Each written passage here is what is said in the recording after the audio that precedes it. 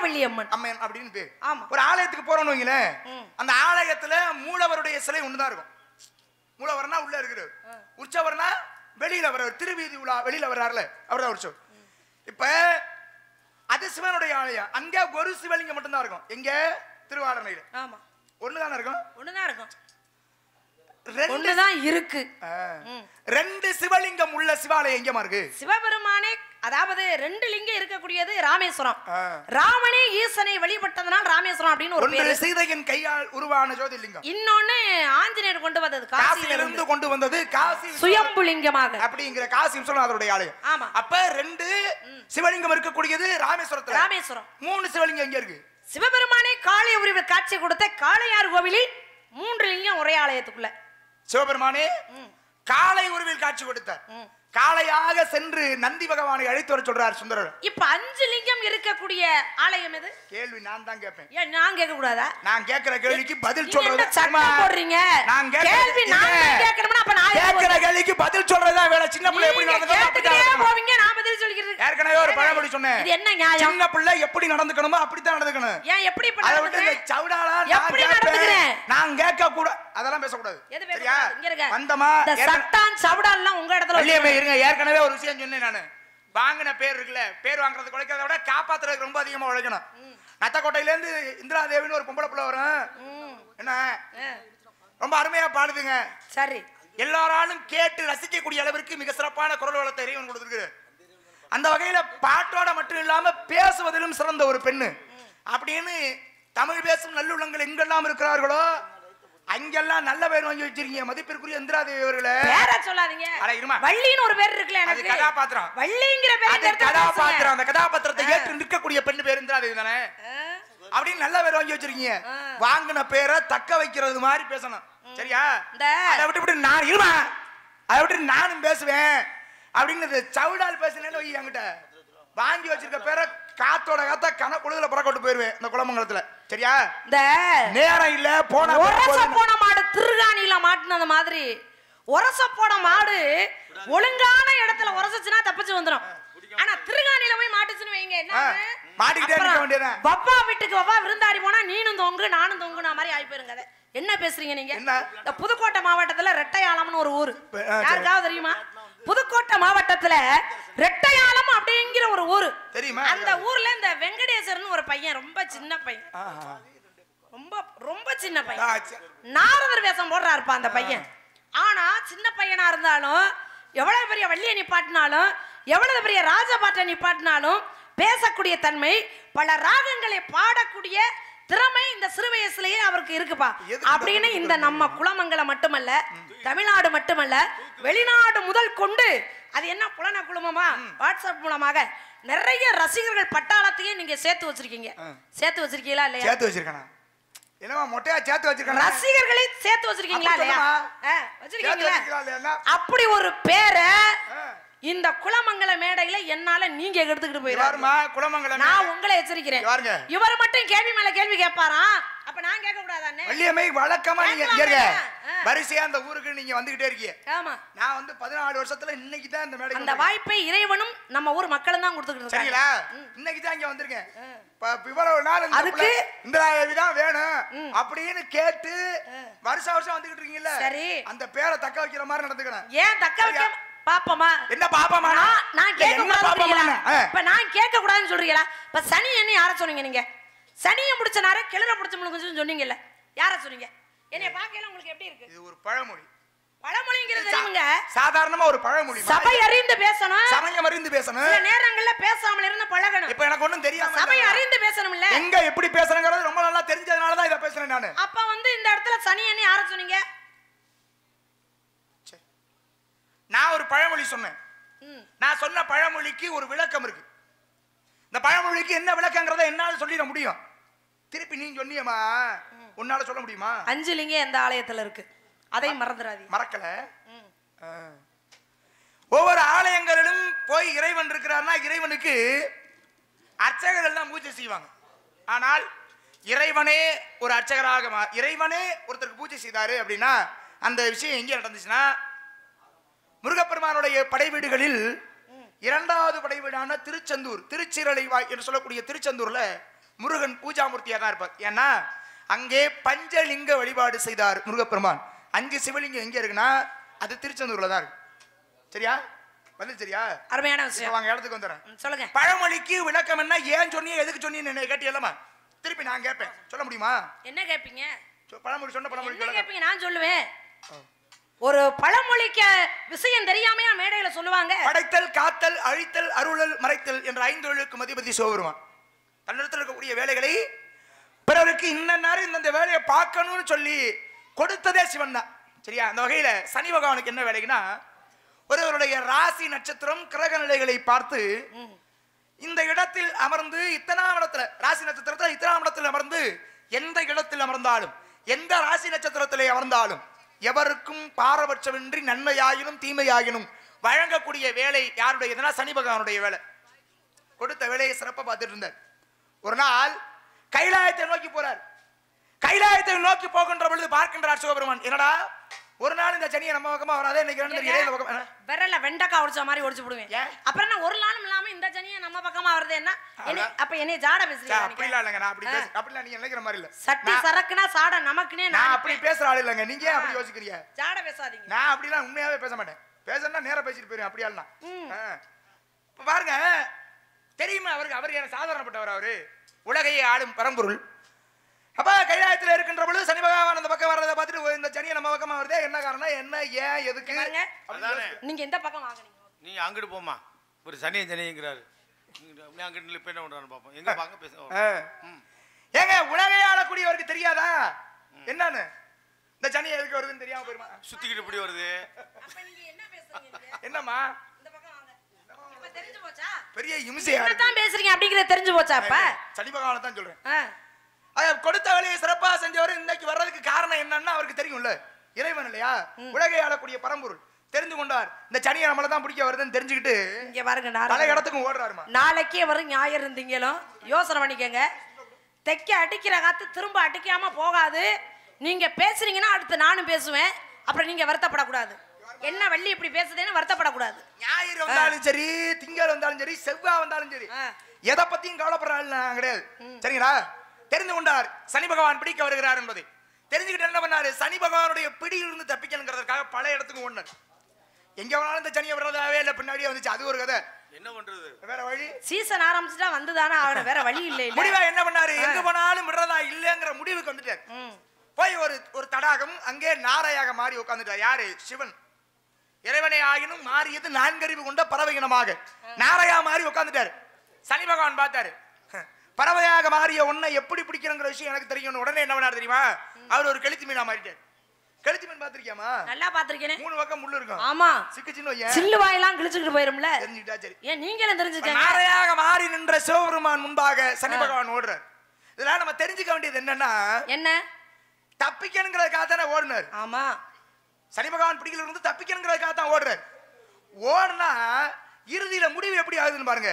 கெளுத்தி மீனா மாறி சனி பகவான் ஓடுறாரு. அவர் வாட்டுக்கு ஓடிக்கிட்டு இருந்தாரு. தப்பிக்கணும்னு நினைச்ச சிவபெருமான் தானாக கொத்தி விழுங்குறார்.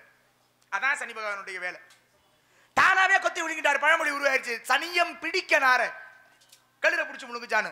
இறைவனே ஆயினும் போய் தொண்டையில நாரையாக மாறி இருந்த சிவனுடைய தொண்டையில போய் சிறிது நேரமாவது சனி பகவானுடைய பிடியில் அகப்பட்டார் தான். அவர் அகப்படாமல் இல்ல. அது மாதிரி பேசுகின்ற பேச்சு எப்படி இருக்கணும்னா, என்ன சொல்ல வராங்க காலுமா? இல்ல இல்ல, இந்த பழமொழியினுடைய அர்த்தம் என்ன அப்படின்னா, ஆண்டவனாகவே இருந்தாலும் அவருக்கே அந்த நிலைமை, மத்தவங்க எல்லாம் ஏமாத்தறோம் அப்படிங்கறத எடுத்து காமிக்கிறதுக்காக நடத்தப்பட்ட ஒரு அற்புதமான ஒரு கதை. சரி சரி, பழமொழிக்கு விளக்கம் சரியா? சரியானதுங்கிறது ஏத்துக்கிற மாதிரி இருக்கா? இருக்குல்ல? நல்ல சரி, அப்படிலாம் பேச வேணாம்னு நினைக்கிறேன். இல்ல நல்லன்னா என்ன சொல்ல வர்றீங்க சொல்லுங்க. இல்லம்மா, அப்புறம் எனக்கு சந்தேகமாவே இருக்குல்ல, நீங்க என்ன சொல்ல வர்றீங்க? நல்ல புத்திசாலி, முழுமையா சொல்லிட்டா நல்ல அறிவில் சிறந்த அறிவாளியா இருக்கறாளு. நீங்க பழமொழிக்கு, நான் ஒரு பழமொழி சொன்னேன், பழமொழிக்கு விளக்கம் என்னன்னு கேட்டீங்க, திரும்பி சொல்லிட்டேல்ல. ஆமா, அப்ப நீ ஒன்னு சொன்னீல்லம்மா. நான் என்ன சொன்னேன்னு யாரையா சொல்ல சொல்லுங்க. இத்தனை பேர் இங்க நானே பாத்துக்கிட்டு இருக்காங்க. வள்ளி, நீ இந்த பழமொழி சொன்ன, இதுக்கு நீ விளக்கத்தை சொல்லுமான்னு ஒரு ஆளு சொல்லட்டும். சொல்ல சொல்லுங்க பாப்போம். இவருக்கு தெரியாது நினைக்கிறேமா? சொல்லுங்கனே. தெரியும், பேர் பாத்துக்கிட்டு இருக்காங்கல்ல, யாரையாவது ஒருத்தரை சொல்ல சொல்லுங்க. வள்ளி, இந்த பழமொழி தான் சொன்ன, நீ பதிலா சொல்லுமா அப்படின்னு சொல்லட்டும். நான் சொல்றேன். முக்கா முழம் போடுச்சாம்ல. அந்த அண்ணன் சொல்றாரு பாருங்க. இப்ப தானே தெரியுது உங்க தலையில ஏன் முடியல. ரொம்ப யோசிக்கிறீங்க. ஒண்ணு அதென்ன அளவு காமிக்கிறீங்களே எப்படி? சொல்ல முடியாது. என்ன இப்ப சொல்ல சொல்றீங்க? பழமொழிக்கு விளக்கம். என்ன பழமொழி? நான் சனியம் பிடிக்க நேர கெடுற பிடிச்சு முழுங்குச்சுனா அது சிவபெருமானுடைய கதை. சனி பகவானுக்கும் சிவபெருமானுக்கும் இடையே நடந்தது அப்படிங்கறத எடுத்து சொல்லிட்டேன். சரியா?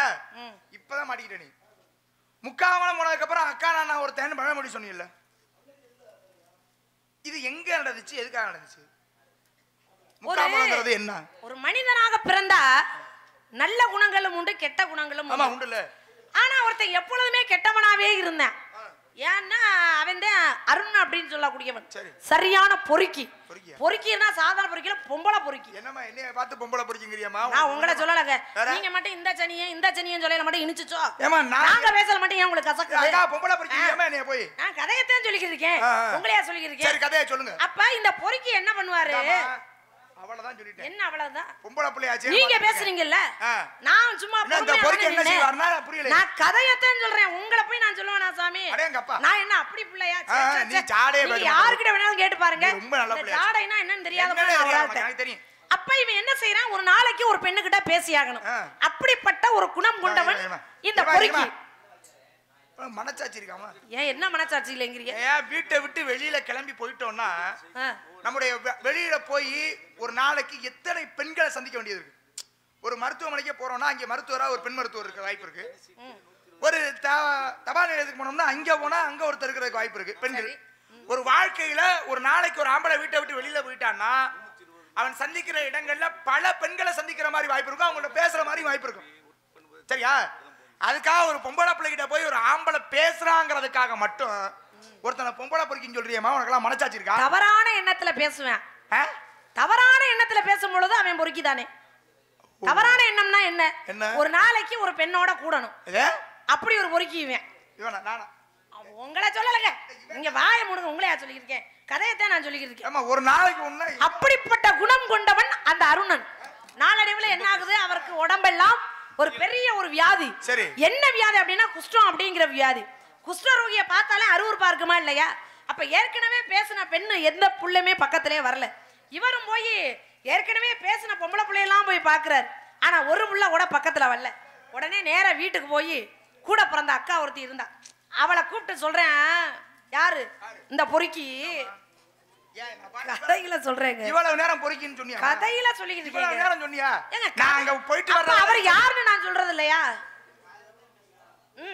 கதையத்தான் நான் பேசுறேன். அப்படி சொல்லுங்க. இந்த அம்மா என்னைய பொறுக்கின்னு சொல்றத பார்த்து அவள ஆனந்தம். அப்ப கூட பிறந்த அக்கா கிட்ட போய் இவன் கேக்குறேன். என்ன கேக்குறேன் தெரியுமா? அக்கா நானும் ஒவ்வொரு பிள்ளையா போய் பாக்குறேன். எந்த பிள்ளையுமே என் பக்கத்திலே வரல. ஒன்னால முடிஞ்சா நீ எனக்கு ஒரு பொண்ணை ஏற்பாடு பண்ணி விடுன்னு கூட பிறந்த அக்கா கிட்ட கேக்குறேன். இவ என்ன நினைக்கிறா அப்படின்னா, என்ன நம்ம தம்பி சாக போறதே போறேன். நல்லவனா இருந்து இந்த வார்த்தையை கேட்டிருந்தா நடக்கிறதே வேற. ஆனா அவன் சாகுற சூழ்நிலையில இருக்கிறான். சாக போற ஒருவனுடைய ஆசையை நிறைவேற்றி வைக்க வேண்டியது அது கடமை. இன்னைக்கு வந்து ஒருத்தன் தப்பு பண்ணிட்டான்னா அங்க நீதிமன்றத்துல என்ன செய்வாங்க அப்படின்னா, அதாவது தூக்குல போடுறதுக்கு முன்னாடி உன்னுடைய கடைசி ஆசை என்னன்னு கேட்பாங்க. எதுவாக இருந்தாலும் நிறைவேற்றி வைக்கணும், இது சட்டம். அது போல இந்த அம்மா நினைச்சா என்ன போறதே போறேன், சாக போறதே போறேன், ஒரு பொம்பளை புள்ள வேணும்னு தானே கேக்குறேன். நம்மளால முடிஞ்ச அந்த உதவி சொல்லு. அப்புறம் சாக போறதுதான் போறேன்னு சொல்லு. நான் உங்களை சொல்லலைங்க. நீங்க ரொம்ப நாளைக்கு நல்லா இருக்கணும். அப்பதானே எங்களுக்கு பொழப்பு ஓடும், நாங்க வம்புழுக்கிறதுக்கு. அப்ப இவன் என்ன செய்யறான்? இந்த அம்மாவும் போய் பக்கத்து ஊரெல்லாம் தேடி பாக்குறா, ஒரு பிள்ளை இல்ல. அப்ப நேரா தம்பிக்கிட்ட வந்து இவ சொல்றா, நல்லா கவனிங்க. தம்பிக்கிட்ட வந்து இவ என்ன சொல்றான்னா, அடே தம்பி, அடே தம்பி, நானும் பக்கத்து ஊரெல்லாம் தேடி பார்த்தேன், ஒரு புள்ள கூட சம்மதிக்கல. உன்னால முடிஞ்சா எப்படி? உன்னால முடிஞ்சா மத்த பெண்களை என்ன கண்ணோட்டத்துல நீ பாக்குறியோ, கதையை இங்க கவனிங்க எல்லாரும். மத்த பெண்களை என்ன கண்ணோட்டத்துல நீ பாக்குறியோ அதே கண்ணோட்டத்துல உன்னால முடிஞ்சா நீ என்னைய பாருன்னு சொல்லி நெஞ்சில கிடக்கிற முந்தானையை எடுத்தான். எடுத்த உடனே இவனுக்கு பிறந்தது ஞானம். ஆகா, எவ்வளவு பெரிய தப்பு பண்ணிட்டோம், அக்கா கிட்ட போய் இப்படி ஒரு வார்த்தை கேட்கலாமா அப்படின்னு சொல்லி ஓடி போய் அக்கா காலில் விழுந்து, அக்கா என்ன மன்னிச்சிரு அப்படின்னு மன்னிப்பு கேட்டேன். அப்ப முக்காமிளம் என்று சொல்லக்கூடியது அந்த முந்தானை. இந்த முக்காமிளம் முந்தானை போனதுக்கு அப்புறம் உடம்ப விட்டு அக்கா நான் தப்பு பண்ணிட்டேன்னு போய் காலில் விழுந்தவன் யாரு? அருணன். அதுதான் முக்காமலம் போனதுக்கு அப்புறம் அக்கான் போய் காலில் விழுந்தானா ஒருத்தன், அதுதான் அருணன். சரியா? கடைசியில அவர் என்ன செய்யறாரு? இவ்வளவு பெரிய தவற பண்ணிட்டமே, இனிமே உயிரோட இருக்க கூடாது அப்படின்னு சொல்லி நேர திருவண்ணாமலை உச்சியில போய் மலையில ஏறினார். ஏறி மேல இருந்து கீழே விழுகிறார். விழுகும் போது என்ன நடந்துச்சு? அப்பதான் முருகப்பெருமான் கைகளிலே ஏந்தினார். கைகளிலே ஏந்தி கீழே சப்பாத்தி களிகள் நிறைய விழுந்து இறந்து போலான்னு குதிக்கிறார். கைகளிலே ஏந்தி நாவிலே ஓம் என்ற பிரணவத்தை எழுதி பாடுங்கிற. ஐயா, நான் பிறந்த நாள் முதல் என்னுடைய இந்த இளமை பருவம் வரைக்கும் நான் என்ன செய்யல, மிக பெரிதா பக்தி செய்தது இல்லை. மோக கடனிலே மூழ்கி இருந்த என்னை உன்னை பற்றி பாடுனா நான் என்ன பாடுவேன் அப்படின்னு. அவருடைய அம்மா பேர் என்ன தெரியுமா? முத்தம்மைன்னு பேரு. பாடுனாரு. எப்படி பாட சொன்ன உடனே தான் முதல்ல பாடினாரு. முத்தைத்தரு பத்தி திருநகை அத்திக்கரை சக்தி சரவண புத்திக்கொரு வித்துக்கொரு என போது முக்கட்பரமற்குச்சொருதியின் முற்பட்டது கற்பித்திருவரும் 30 முபர்க்கத்தமரும் அடிவேன 10 தல தட்டை கரைதொரு ஒற்றைக்கறி மத்தை பொருதொரு வட்டப்பகல் வட்டத்திகரிவாக பட்டக்கர தத்தை கடமைய வச்சை புயல் வச்சுத்தகு பொருள் வச்சத்தொடு ரச்சித்தருவது முருகனாலே தித்தித்தைய ஒத்த பரிபுரல் தப்பது வைத்து பயிரவி திக்க நடிக்க கல்வெடு எழுதாட திக்கு பறி கட்ட பயிரவர் தொக்கு சித்திரப்பவரி கித்திரகழகை என போது கொத்துப்பற கொட்ட கடவிசை குக்குமன குத்திப்பதை முக்குப்படிகிற முதுகூகை கொட்புற்றல நற்பற்றை உணரி வட்டி பழுகிட்டு குலகரை குத்துப்பட ஒத்த பரவள பெருமாளே அப்படின்னு திருப்புகழ் பாரு. அந்த திருப்புகழை அதன் பிறகுதான் திருப்புகழ் இல்லை அப்படின்னு கெட்ட பின்பு ஞானி அப்படிங்கிறதுக்கு ஒரு உதாரணம் வருது. ஆமா, இவருடைய பேர் வந்து அருணன், மலைக்கு மறுபெயர் கிரி. இவர் மலையில இருந்து கீழே விழுந்ததுனால இன்னைக்கு இந்த பூமியில அவரை என்ன சொல்லி கூப்பிடுறோம் அப்படின்னா அருணகிரிநாதர் அப்படின்னு நாம சொல்றோம். இன்னைக்கு அருணகிரிநாதர்னு ஒருத்தரை நாம வணங்குறோம்ல. இந்த மாதிரி திருப்புகழை பாடியது கந்தர் அலங்காரம், கந்தர் அனுபூதி, வேல் விருத்தம் பாடுறாரு. அவர்தான் தன்னுடைய அக்கா கிட்ட போய் காலில் விழுந்த நேரம் பொறுக்கின்னு சொன்னவரதான் திருப்புகழுக்கு எதிர்ப்புகள் இல்லைன்னு இந்த உலகம் நிலைநாட்டக்கூடிய அளவிற்காக முருகப்பெருமான் அருள் செய்தார். இந்த படமொழிக்குள்ள இவ்வளவு விஷயங்கள் இருக்கு தெரியுமா? இத கேட்டவன ஒரு மாதிரி இருக்குன்னு நீங்களா தப்பு கணக்கு போடுறாங்க. கதை பாடல்கள் எல்லாம் நிறைய இருக்கு. எண்ணம் இருந்தாலும் நேரம் இல்ல, காலம் கொண்டு. நாடு என்ன நாடுமா? தொண்டை நாடு. தலைநகரம் மேற்பாடி. ஊர் சிறுகுடியினம் சிற்றூர். தந்தையின் பேர் நம்பி. தாயின் பெயர் நங்கை மோகினி. உனது பெயர் வள்ளி. கையிலே கவன். பேசுவது தமிழ். வணங்குவது முருகன். விரட்டுவது பறவை. நெற்றியில் என்ன? முப்பட்டை. மந்திரமாவது நீர், வானவர் மேலது நீர், சுந்தரமாவது நீர், துதிக்கப்படுவது நீர், தந்திரமாவது நீர், சமயத்தில் உள்ளது நீர், சந்துவர் வாயு திரு ஆழவாயந்திர நீர். பெற்ற தாய்தனை மகன் மறந்தாலும், பிள்ளை பிறந்த தாய் மறந்தாலும், உற்ற தேகத்தை உயிர் மறந்தாலும், உயிரை மேவிய உடல் மறந்தாலும், கற்று நெஞ்ச கலை மறந்தாலும், கண்ணின்றிமிக்க மறந்தாலும், நற்றவத்துள் இருந்தவங்க ஓம் நமச்சிவாயத்தை நான் மறவேனே அப்படின்னு அந்த முருகன் வந்து அவங்க அப்பா நம்பி இருக்காரு. அதே சரிதான். நாங்க முருகன் சிவனுடைய பிள்ளை. அவர் நெற்றியில பட்டா விட்டுருக்காரு. ஆமா, சரியா? நீ போட்டுக்க எதுக்கு போட்டுருக்க? நாங்க அவரை வணங்குறோம். முருகனை வணங்குறோம். குலக்கடவுள் நிலக்கடவுள் எல்லாமே. சைவ சமய குறைவர்கள். சமயம்னா 4 பேர் சமய குறைவர்கள். சமயங்கிறது 4. இந்த சைவ சமய குறைவர்கள் 4 பேர் யார் யாருமா? அப்பர் சுந்தரர், திருஞான சம்பந்தர், மாணிக்க வாசகர். அப்பர் சுந்தரர், திருஞான சம்பந்தர், மாணிக்க வாசகர் 4 பேர். இந்த 4 பேர்ல மூவர் பாடியது தேவாரம். ஆமா, இந்த தேவாரம் பாடி மூவர் பாடியதும் தேவாரமானா இல்ல. அதுல ஒவ்வொரு பாடியதுக்கு ஒவ்வொரு பேர் இருக்கு. அப்பர் பாடியது மட்டும் தான் தேவாரமா, மற்ற 2 பேர் பாடியதுக்கு பேர் வேற. அது இருக்கட்டும், அது இல்ல பிரச்சனை. இப்ப என் பிரச்சனை என்னன்னா, எனக்கு பிரச்சனையே இப்ப நீங்க தான். மூவர் பாடிய அந்த மூவர் இருக்காருமா, இந்த மூவரும் 63 நாயன்மார்களிலே ஒருவராக திகழ்கிறார்கள். ஆமா, யாரு? அப்பராகட்டும், திருநாவுக்கரசரா இருக்கட்டும், மாணிக்க வாசகர். மாணிக்க வாசகர் ஒருவரை தவிர 3 பேரும் எதுல இருக்காங்க? 63 நாயன்மார்கள் இருக்காங்க. ஆனா இங்க 4 பேர் சமயக்குறவர்கள் இருக்காங்கல்ல. இதுல 4 பேர் ஆக கடைசியாக இருக்கக்கூடியது மாணிக்க வாசகர். இவர் என்ன வேலை பார்த்தாருமா? அவர் என்ன வேலை பார்த்தாருன்னா, அரிமர்த்தன பாண்டிய மன்னனிடத்திலே அமைச்சரா இருந்தார். ஆமா, அமைச்சரா இருந்தவரை எதுக்காக அனுப்புனாரு? தொண்டிக்கு குதிரை வாங்க அனுப்புறாரு. ஆமா, குதிரை வாங்க அனுப்புனா குதிரை தானே போய் வாங்கணும். கண்டிப்பா குதிரை தான் வாங்கணும். ஏன் அத்தனை அமைச்சர்கள் இருக்கும் பொழுது மாணிக்க வாசகர்கிட்ட ஏன் குதிரையை வாங்குறதுக்காக பொண்ணை கொடுத்துடணும்? எத்தனை ஆயிரம் பொன் கொடுத்துட்டார்? 12,000 பொற்காசுகள். 12,000 பொற்காசுகளை கொடுத்து அமைச்சர்கள் அத்தனை பேர் இருக்கும்போது மாணிக்க வாசகர்கிட்ட மட்டும் எதுக்காக அனுப்பிவிடணும்? அவரை மட்டும், அவர் மேல ஏதாவது ஒரு நம்பிக்கை இருக்கணும்.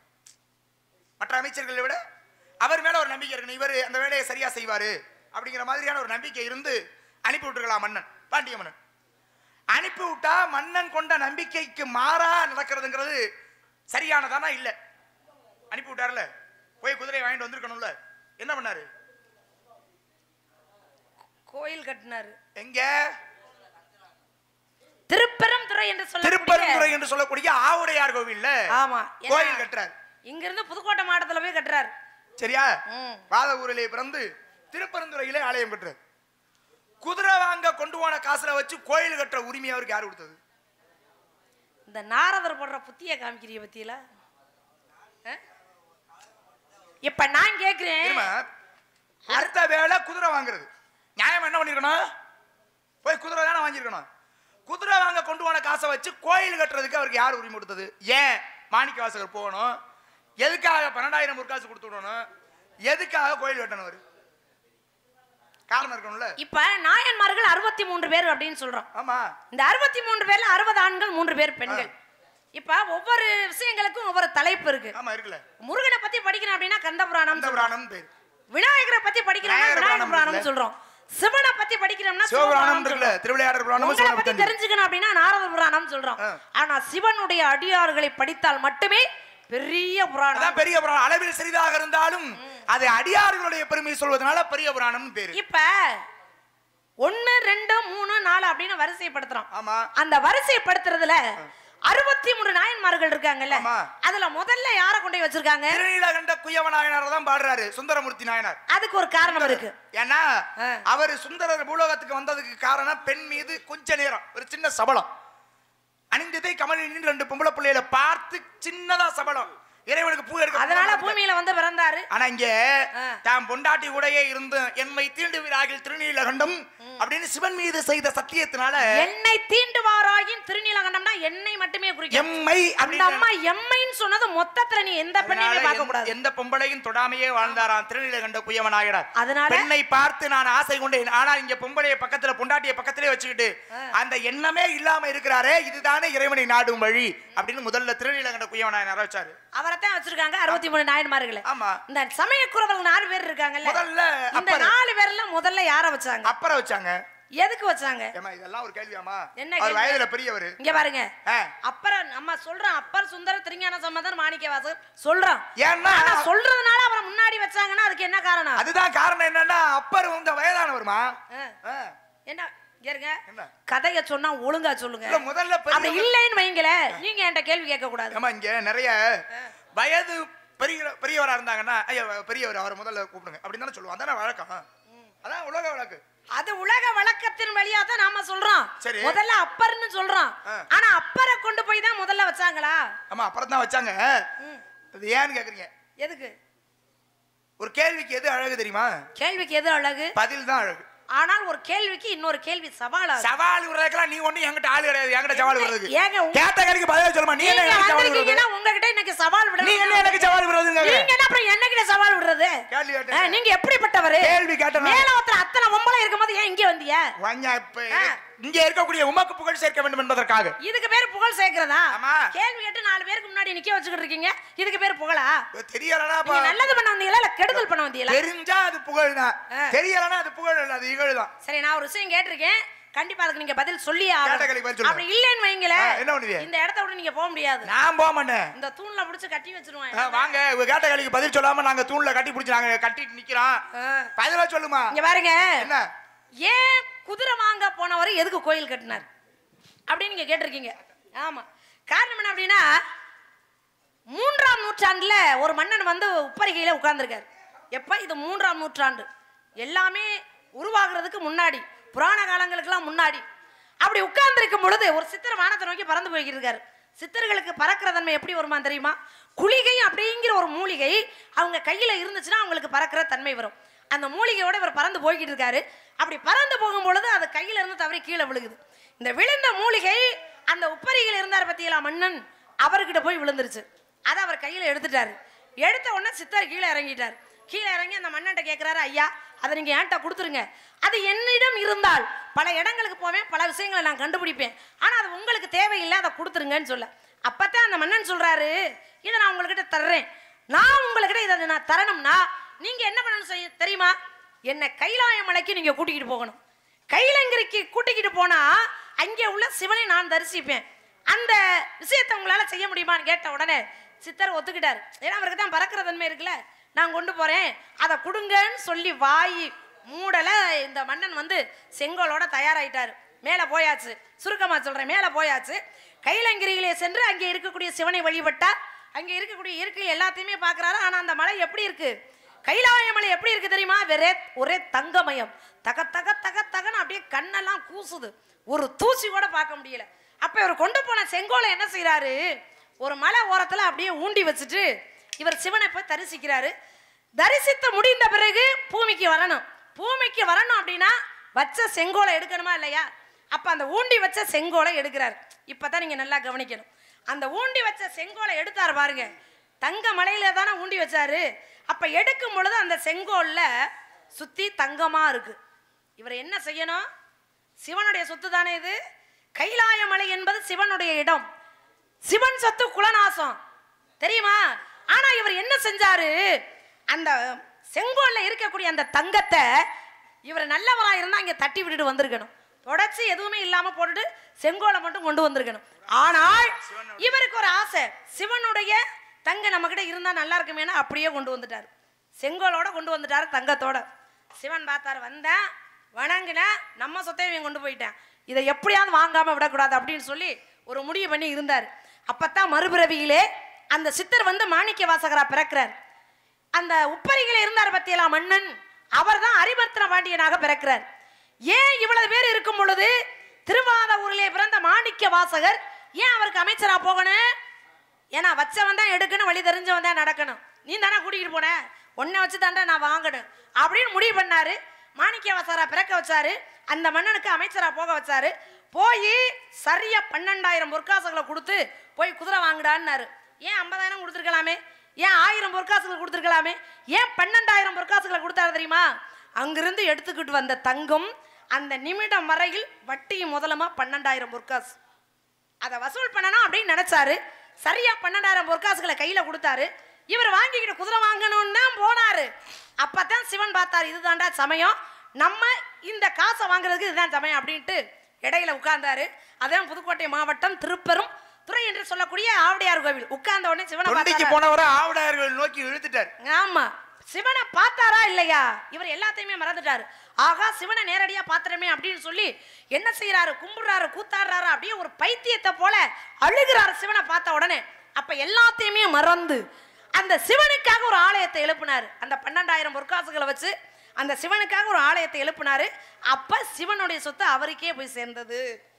அப்ப முன்பிறவியில் அவர் வட்ட கடனை வசூல் பண்ணாரு. அதனாலதான் குதிரை வாங்காம கோயில் கட்டினார். நியாயமானதுமா, காலம் பொன் போன்றது என்பார்கள். அதனால எதுக்காக வந்திருக்கீங்க? காவலுக்காக. நான் கேட்டேன், காவலுக்கு வந்த உங்களுக்கு கல்யாணம் பண்ணி வைக்கலாம்னு நினைக்கிறேன். நான் கல்யாணம் பண்ணி வைக்கலாம். மாப்பிள்ளை என்ன வேலை பார்க்கறாரு, எவ்வளவு சம்பளம், சொந்த வீடா வாடகை வீடா, வட்டிக்கு கொடுக்குறாரா வாங்குறாரா, வேற அவர் எதுவும் அப்பாட்டி வச்சிருக்காரா, அப்படிலாம் விசாரிச்சு தான் கல்யாணம் பண்ணணும். அப்புறம் கல்யாணத்தை பண்ணிவிட்டு விசாரிச்சு என்ன பண்றது? ஒரு வேலையை செய்வதற்கு முன்பாக யோசிக்கிறதும் அதை பத்தி ஆராயறதும். சமயக்குறவர்கள்ல முதல்ல யார வச்சாங்க மறக்கல நீ? எப்படி ஏங்க இது என்னங்க இது? ராமாயணத்துல பாருங்க, நேரம் இவர் மட்டும் என்னைய நிக்க வச்சுக்கிட்டு கேள்வி கேட்பாரா, நான் மட்டும் மறக்கணுமாம்ல? இந்த ராமாயணத்துல ராவணன் என்ன செய்ய, ராமாயணத்தை தொடங்குவதற்கு முன்பாகவே ராவணன் இருந்தான். ஏன்னா 3.5 கோடி வாழ்நாள் ராவணனுக்கு. இப்ப என்ன செய்யறான், தம்முடைய பலம் கொண்டு கைலாய மலையை அசைக்கிறான். இறைவனை வேண்டி வரவில்லை என்பதற்காக கைலாய மலையை அசைக்கும் பொழுது கைலாய மலையை கிழி எடுத்து போகுது. அம்பாள் பயந்து ஓடுறா. பார்த்தார், ஐயா எனக்கு கீழே இயங்கக்கூடியவன் தானே நீ அப்படின்னு நம்முடைய காலினுடைய கட்டை விரலை வச்சு அழுத்துறாரு. இப்படி கட்டை விரலை கீழே வச்சு அழுத்தும் பொழுது ராவணனுடைய கை மலைக்குள்ள மாட்டிக்கிச்சு. வழியில துடிக்கிறான். அதனால ஒண்ணுமே செய்ய முடியல. வேற வழியே இல்லைன்னு நினைத்து வழிகளே வேதனைப்பட்டு கொண்டிருக்கும் பொழுது, ஏன்னா ராவணன் மிகச்சிறந்த சிவபக்தன் தான். ராவணனை போன்ற ஒரு சிவபக்தனை பார்க்க முடியாது அந்த காலகட்டத்தில். அப்பேற்பட்ட சிவபக்தன் ராவணன். ஒரு சிவபக்தன் சிவனுடைய கால் கீழே வச்சு கட்டவரல் கீழே வச்சு அழுத்துறதுல கை நெசுங்கி வழிக்குது. வழியில துடிக்கிறான். அங்கேயே ஒருத்தர் இருந்தார். சதா சர்வகாலமும் நாவிலே பஞ்சாட்சரம் சிவனுடைய நாமம் நமசிவாய அப்படிங்கிற மந்திரம் அதையே சொல்லிக்கிட்டு இருக்கிறார். அவருக்கு பேர் என்ன தெரியுமாமா? வாக்கீசர்னு பேரு. இந்த வாக்கீச முனிவர் என்ன பண்ணாரு, ஒரு சிவபக்தன் வழியிலே துடிப்பதை பார்த்து ஒரு உபாயத்தை சொல்றாரு. ஒரு உபாயம் என்ன சொல்றாரு? ஐயா இங்க வா, இசை கேட்டால் இறைவன் மகிழ்வான். ஏன்னா ராவணன் 4.5 கோடி சாமகானங்கள் கற்றவன், 3.5 கோடி வாழ்நாள்ல. அப்பேற்பட்ட ராவணனை பார்த்தீங்க வா, நீ சாமகானம் பாடு, இறைவன் அதை கேட்டு மகிழ்வான், உன்னை விட்டு விடுவான்னு சொல்லி ஒரு உபாயத்தை சொல்லி கொடுத்தாருல. சொன்ன உடனே அவன் சாமகானம் பாடுனா இறைவன் காலை எடுத்தாரு, கையை எடுத்துட்டான். இப்ப பாருங்க, அவர் செய்தது நன்மை. நன்மையும் யாருக்கு செய்யணும்னு இருக்கு. நல்லது யாருக்கு செய்யணுமா? நல்லதே ஒரு நல்லவனுக்கு தான் செய்யணும். இப்ப இதுல என்ன ஆச்சுன்னா, கைலாய வலையே அசைத்ததுங்கிறது அவன் செய்த தவறு, அது திமிரு. இறைவன்கிட்டே போய் நான் பலசாலின்னு காட்டுறது தப்பு இல்ல. ஆக செய்த தவறுக்கு உரிய தண்டனையை இறைவன் கொடுக்கும் பொழுது அதை அதிலிருந்து மீண்டு வருவதற்கான உபாயத்தை வாக்கீசர் சொன்னார். அதனால வாக்கீசருக்கு கிடைத்த சாபம் என்ன தெரியுமா? எப்பொழுதுமே சதா சர்வகாலமும் சிவ சிந்தனையிலே பஞ்சாட்சர நாமத்தை வாயில சொல்லிக்கிட்டே இப்படியாகவே கைலாயத்திலே இருக்கக்கூடிய நீ சிவனை மறந்து பூலோகத்திலே போய் பிறக்க கடவுதுன்னு சாபம் கொடுத்துட்டார். கொடுத்த சாபத்தினால சிவனை மறந்து பூலோகத்திலே வந்து பிறக்கிறார். யாராக? திருநாவுக்கரச பெருமானாக. சிவனை மறந்துனா சமண சமயத்தை தழுவி வாழ்றார். தன்னுடைய வயோதிக பருவம் வர்ற வரையும் அவர் ஏற்றுக்கொண்ட சமயம் எதுனா சமணம். இறைவன் பார்த்தாரு, என் கூடயே இருந்தவன் வாக்கீசருங்கிற பேர்ல இங்கே போய் சமணத்தை தழுவி இருக்கிற, இப்ப உன்னை யாம் ஆட்கொள்ளும் நேரம் வந்து விட்டது என்பதற்காக சூளைங்கிற நோயை கொடுக்கிறார். இப்படி சூளை நோயை கொடுத்து சமணர்கள் எவராலும் சரி செய்ய முடியவில்லை, சைவம் தான் சரி செய்தது, அப்ப நாம் இறைவனை தான் நாடணும் அப்படின்னு சொல்லி தம்முடைய வயோதிக பருவத்திலே மீண்டும் சிவனை நாடினார். பாருங்க, ஏன் மூவரில் முதலானவராக அவரை வச்சிருக்கோம்னா அதுக்கு காரணம் அவர் எப்பொழுதுமே கைலாயத்திலே இருந்து சிவநாமத்திலே சிவ சிந்தனையிலே மூழ்கி இருக்கக்கூடியவர். அவருக்கு பேரு வாக்கீசர்னு பேரு. வாக்கீசரே வந்து யாராக பிறக்கிறார்? மருள்நீக்கியார், திருநாவுக்கரசர், அப்பர் பெருமான் இப்படின்னு பல பெயர்களோடு பிறந்து சமயக்குறவர்கள் நால்வரில் முதலானவராக இருக்கிறார். இதான் காரணம். சரிங்களா? ஏன்னா எதிரியா இருந்தாலும் உண்மையை சொன்னா ஒத்துக்கணும். நீங்க சொன்னது சுத்த அப்பட்டமான பொய் பொய்யா அப்படின்னு சொல்ல முடியுமா? உண்மையை தான் சொல்லிருக்கீங்க. சந்தோஷம். வாங்க, இப்ப நீங்க என்ன பண்றீங்க? மீண்டும் சந்திப்போம். இங்க சந்திக்கிறதுக்கான வாய்ப்புகள் இருக்கு. பாப்போம். அதனால மாப்பிளை பாத்து சந்திப்போம். மாப்பிளை எப்பேற்பட்டவர் சொல்லுங்க. எவ்வளவு பெருமை கூறுகிறேன் கூறுகிறேன் கேளுங்களேன். துதிப்பார்க்கு வல்வினை துன்பம் நெஞ்சில் பதிப்போர்க்கு செல்வம் பழித்து கதித்தோங்கும் நிச்சயம் கைகூடும் நிமலருள் கல்த சஷ்டி கவசம் வரை அமரரிடத்தீர் அமரம் புரிந்த குமரனடி நெஞ்சே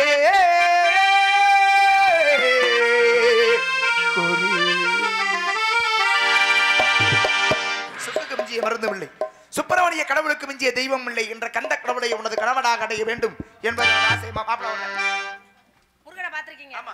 தந்தைக்கு மந்திரத்து சாரம் பொருள் உரைத்து தகப்பன் சுவாமி என பெயர் வச்ச முருகா, விண்ணுக்கும் மண்ணுக்கும் சுவாமி என வந்து சுவாமிக்கும் நாதனே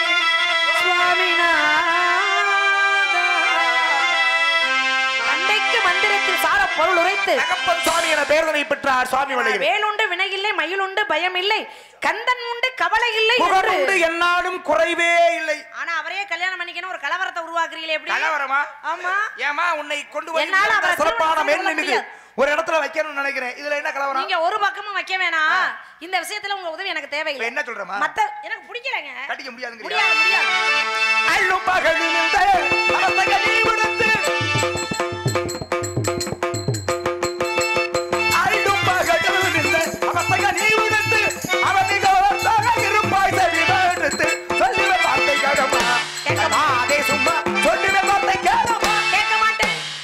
கொடுப்பதுங்கள் கோத்திரத்தின் முறையும் ஊட்டி கொடுப்பதுங்கள் கோத்திரத்தின் முறையும் ஓட்டமாய் சொல்ல வந்தீர் உமைக்கு நாட்கரையோ ஓட்டமாய் சொல்ல வந்தீர் உமைக்கு நாட்கரையோ கைவருசை செல்லாது வந்தாலும் கைவருசை செல்லாது கூட்டி கொடுப்பதங்கள் கோத்திரத்திலும் இல்லை, கூட்டி கொடுப்பதங்கள் கோத்திரத்திலும் இல்லை, ஏட்டி சிவாட்டி உன்னை காட்டி மன முடிப்பேன் வள்ளுவ வார்த்தை கடமா தண்டாதே சும்மா சொல்லி வார்த்தை கடமா கேட்க மாட்டேன். அறிவில்லா மனச்சரி திருட்டு நாரத முனிவர் சூரிய அஸ்தமனம் ஆவதற்குள் உனக்கும் அந்த கந்தபடி வேலனுக்கும் திருமணம் செய்து என் கண்ணால் கண்டு மகிழ்வேன். இது சத்தியம்.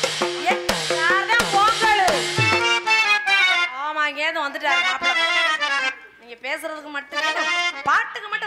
பேசுறதுக்கு பேசினா வாசிக்கலாமே. எப்படி வாசிப்பீங்க? பேசினா வாசிக்கலாம். பாட்டுக்கு தான் வாசிக்கலாம், பேச்சுக்கு எப்படி வாசிக்கலாம்? வாசிக்கலாமே. அப்படியா? தெரிஞ்சா வாசிக்கலாம். சரி, இப்ப பேசுறேன். இப்ப இந்த வண்டி போய் அந்த வண்டியை கிளப்ப போகுது. சரி. நேத்து முந்தா நாள் திருச்சி வண்டி, நேத்து திண்டுக்கல் வண்டி, இன்னைக்கு மேலப்பட்டு வண்டி. சரி. வரட்டும். என்னதான் நடக்குதுன்னு. ஆமா, அது சரி. அட Narayana.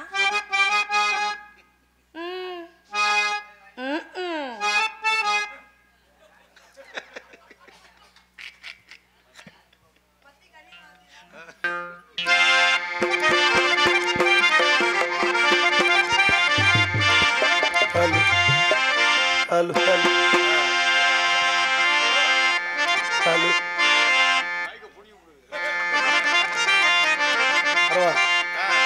Sabo Magadeva Deva Deva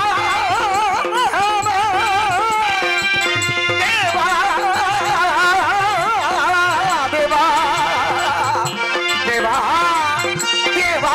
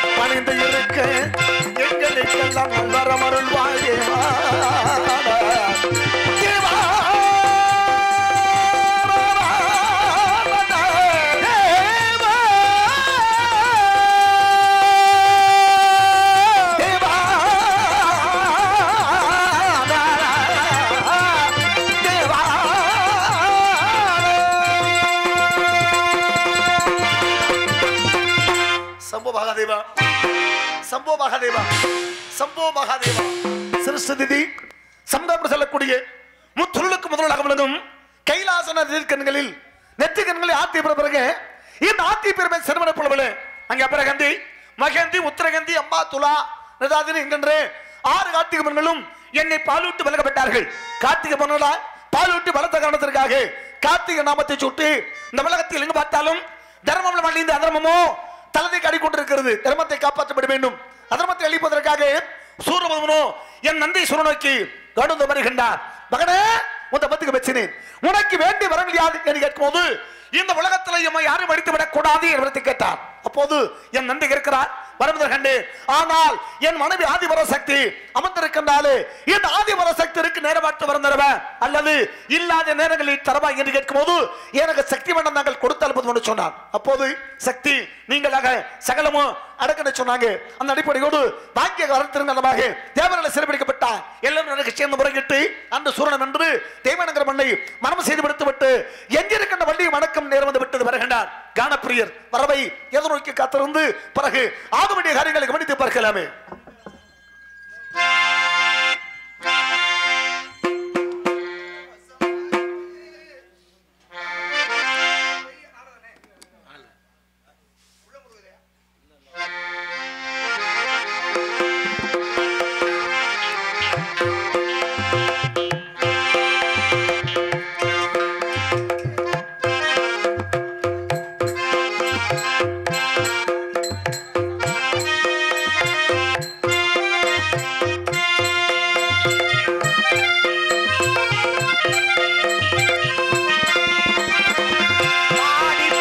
பரவசமாய் உன்னையே பார்த்திட தோணுதையா பாதி பரவசமாய் உன்னையே பார்த்திட தோணுதையா பாதி பரவசமாய் உன்னையே பார்த்திட தோணுதையா ஆடும் மயிலேறி ஆடும் மயிலேறி ஆடும் மயிலேறி நீயும் ஓடி வருவாயப்பா உள்ளூரையா ஒரு உன்னை காண்கையிலே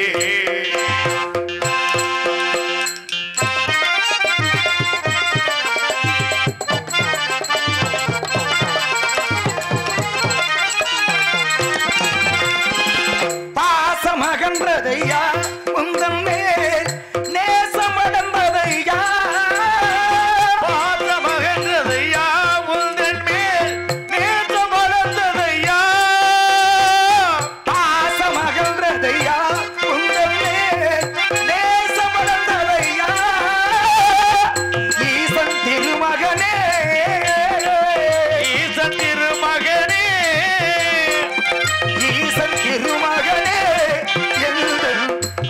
மறைந்ததப்பா உள்ளூரையா முருகா உன்னில் காண்கையிலே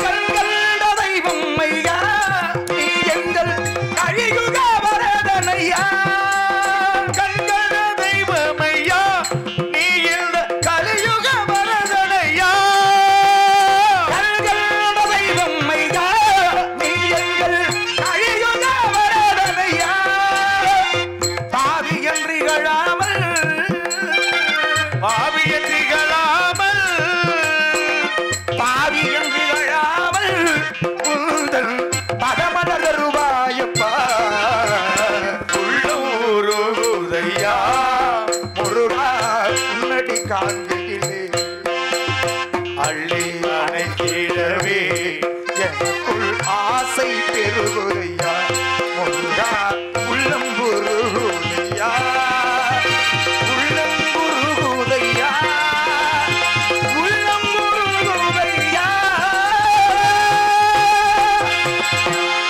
மூன்றுலகம் அடங்கும் கடவுளே முத்தமிழ் தெய்வமே தத்துவ தனிப்பொருளே எட்டதிக்கும் கொற்றும் எட்டுக்குடி வேளவா நாரதனின் அநேக வணக்கங்களை வாருங்கள் கணப்புரியரே நலம் தானே நாங்கள் இருக்கும் பொழுது நடத்திருக்கின்ற குறைவு முருகா யாம் இருக்க பகிர்வதற்காக ஆமா என்று வருகின்ற மக்களையும் ஆள வைக்கும் பக்தர்களுக்கெல்லாம் அபயக்கரம் கொடுக்கக்கூடியவர் தாங்கள் ஆனா நாம் வரும்போதும் ஒரு விளையும் காணும் நேரம் ஆக ஆக வருவாங்க வந்துருவாங்களா சரி வரை இருப்போம் வந்த பிறகு சிறப்பான முறையோடு வரவேற்பு ஆசையோடு தமிழும் இசையும் உறவாட வேண்டும் என்ற அவளோடு நான் நீங்கள் எப்படி வரவேற்க போறது தெரியுமா இனிதான சுரையான இசை மேதையே இனிதான சுரையான இசை மேதையே இனிதான சுரையான இசை மேதையே எனதான குயர்வான தமயோகியே எனதான குயர்வான தமயோகியே எனதான குயர்வான தமயோகியே இனிதான சுரையான இசை மேதையே ஆரதரே ஆரதரே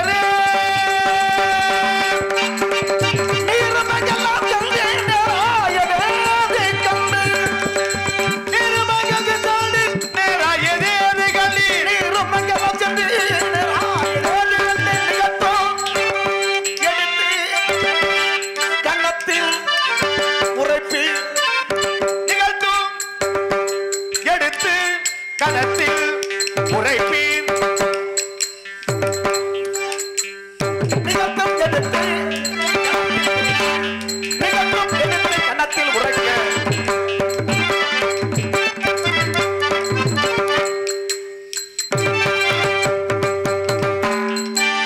நிகழ்த்தும் எடுத்து கன்னத்தில் உரைக்க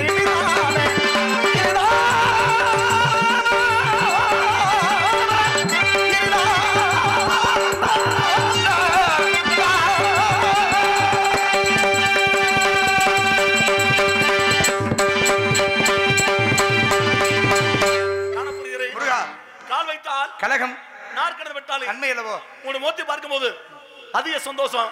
என்ன காரணம்? கந்த பெருமானுக்கென்று கனி கண்டு வந்திருக்கிறேன், அதுவே என் மகிழ்ச்சிக்கு காரணம். கந்த பெருமானுக்கென்று கனி கண்டு வந்திருக்கிறேன், அதுவே எனக்கு சிறப்பு இருக்கா இருக்கிறது முருகா. கூறுங்கள் கூறுகிறேன் கேளுங்களேன்.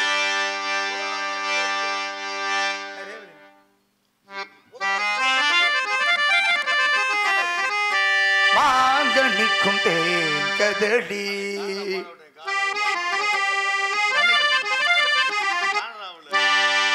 பங்கனிக்கும் மேலினிக்கும் ஒரு பொங்கனியை கண்டு மனம் பூரித்தேன் முருகா.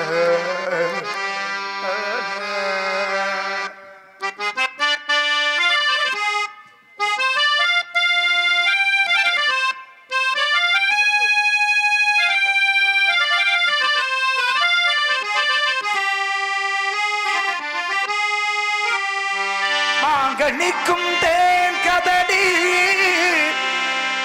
மங்கனிக்குமே அணிக்கும் ஒரு பொங்கனியை கண்டு மனம் பூரித்தே முருகா.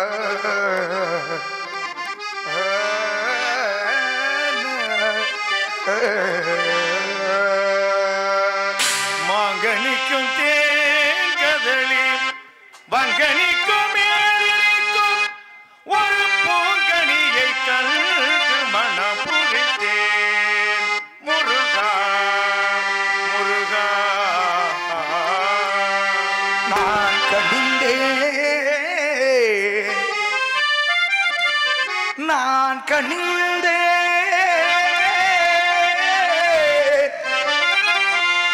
அக்கனிகை கனமே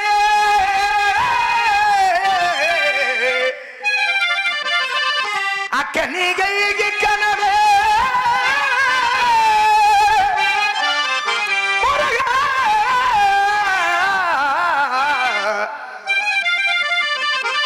கணிந்தேன் அக்கனிகை கனவே கொய்யாமல் கொய்தமைத்துக் கொள்வீர் முருகா.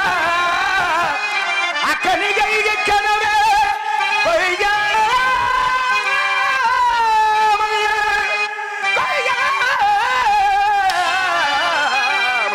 கொய்யாமல் கொய்தமைத்துக் கொள்வீர் முருகா முருகா முருகா முருகா. பெற்றதாயனை மகமராடும் பிள்ளையை பெரும் தாய் மறந்தாலும் உற்ற தேகத்தை உயிர் மறந்தாடும் உயிரை மேவிய உடல் மறந்தாடும் கற்ற நெஞ்சகம் கடை மறந்தாலும் கற்ற நெஞ்சகம் கடை மறந்தாலும் கண்கள் நின்றி வைப்பதை மறந்தாலும் நற்றபத்தவர் உள்ளிருந்தோங்கும் நம சிவாயத்தை நான் மறுவேன். நற்றபத்தவர் உள்ளிருந்தோங்கும் நம சிவாயத்தை நான் மறுவேன். நற்றபத்தவர் உள்ளிருந்தோங்கும் நம சிவாயத்தை நம சிவாயத்தை நம சிவாயத்தை நான் மறுவேன்.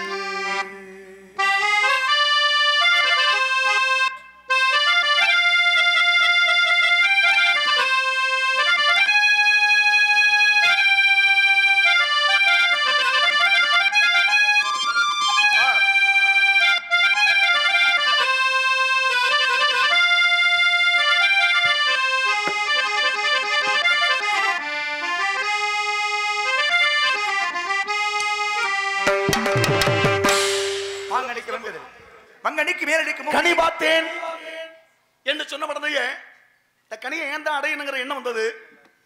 ஆனா சொல்லுகின்ற விதங்களை கேட்கும் போது இந்த கனியை நான் தான் அடையணுங்கிற எண்ணம் தோண்டி விட்டது. நீங்க மட்டும் அடைகிறீங்க, பெட்டிக்கார சேர்ந்து அடைகிறாரு. இப்ப புளியறியல. பொதுவாகவே இந்த ராகம் அப்படிப்பட்ட ராகமா கேட்பவர்களை மனதை இலகச்சிக்கும். ரொம்ப இந்த ராகத்தை ரொம்ப நேரம் கேட்டுட்டு இருந்தா ஒரு மாதிரி அழுக வந்துடும். அதனாலதான் திருவாசகத்தையே முதல்ல பாடும் பொழுது நம்ம தான் சரியா போடுறேங்க. மாங்கன்னிக்கும் தள்ளி மகா பாவச்செயல் செய்யறாங்க. அப்படிலாம் நிறைய பேர் பாடுறாங்க.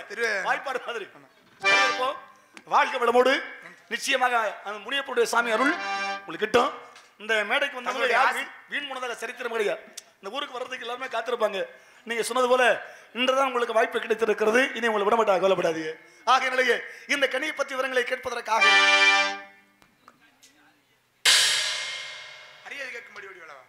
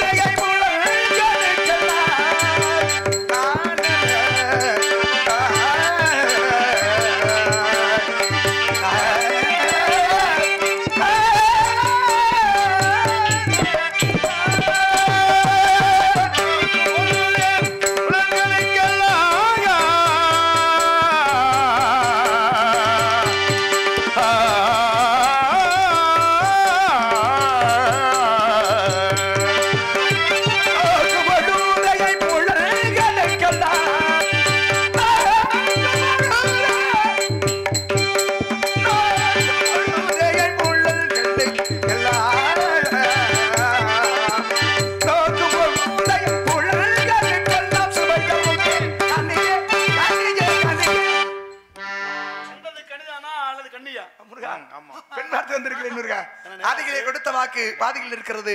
மீதி நேரம் 5 வாட்டு முடிச்சிருக்கேன். ஒரு வாட்டுக்கே எவ்வளவு நேரம் எடுத்துக்கிட்டா வெள்ளிய பாத்தீங்களோ? ஆமாங்க. மனமடிக்க வேண்டுமோ? மனமடிக்க வேண்டும். எப்படி செல்ல வேண்டும்? வேடுவராக சென்று மான்குட்டியை தேடி வந்ததாக அண்ணவரிடத்திலே வழக்குரைத்து 8 வகை திருமணத்தில் கடிமணம் என்னும் காந்தர்வம் இடமிருந்து வள்ளி தெய்வானை சமேதராக காட்சி தர வேண்டும். வேடராக புறப்பட வேண்டும். மானுக்கு பிரதமங்கை வேடராக சென்று ஒரு மான்குட்டி வந்திருப்பதாக வழக்குரைக்க வேண்டும். வழக்குரைத்து இந்த சூரியன் பொழுது மறைவுக்குள்ளாக மன செய்யணும்.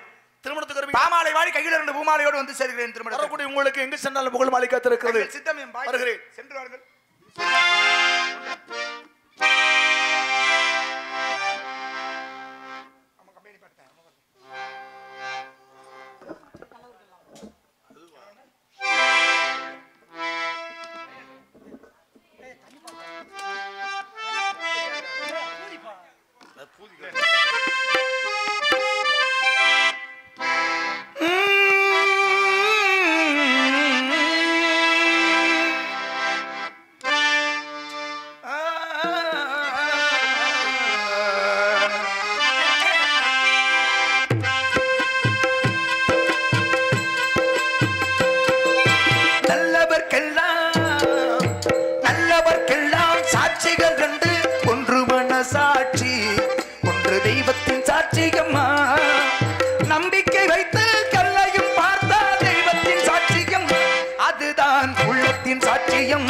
அதுதான் உண்மைக்கும் சாட்சியம்.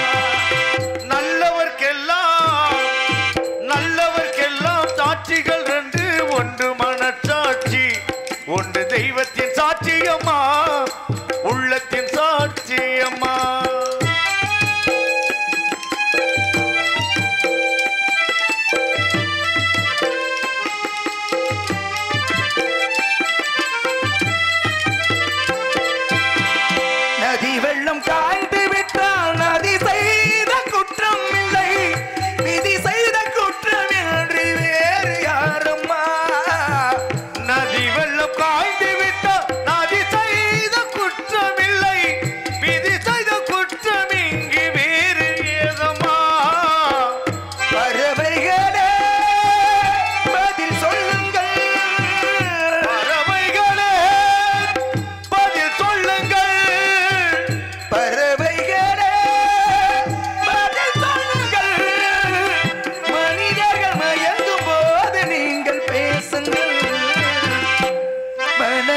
மனது கொஞ்சம் தூது செல்லுங்கள். நல்லவர்க்கெல்லாம் சாட்சிகள் 2 ஒன்று மனசாட்சி ஒன்று தெய்வத்தின் சாட்சியம்மா உள்ளத்தின் சாட்சியம்மா.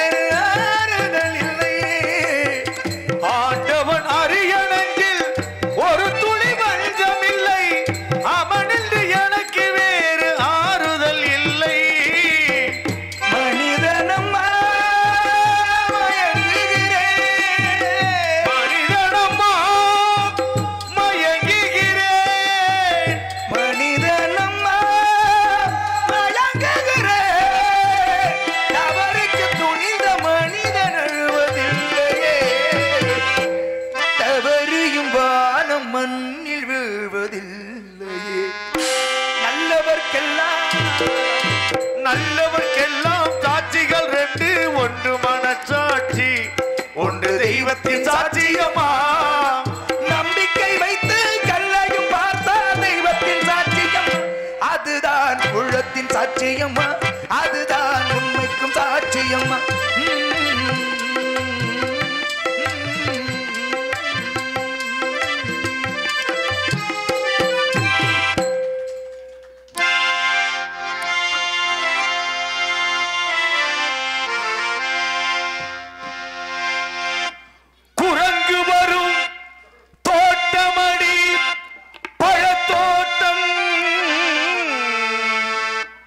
வண்டு வரும் தோட்டமடி மலர் தோட்டம் மனிதனுக்கு தோட்டமடி மன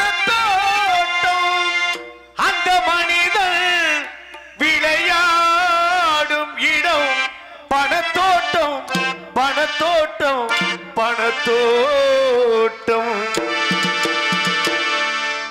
மனத்தோட்டம் போதுமென்று மாயவ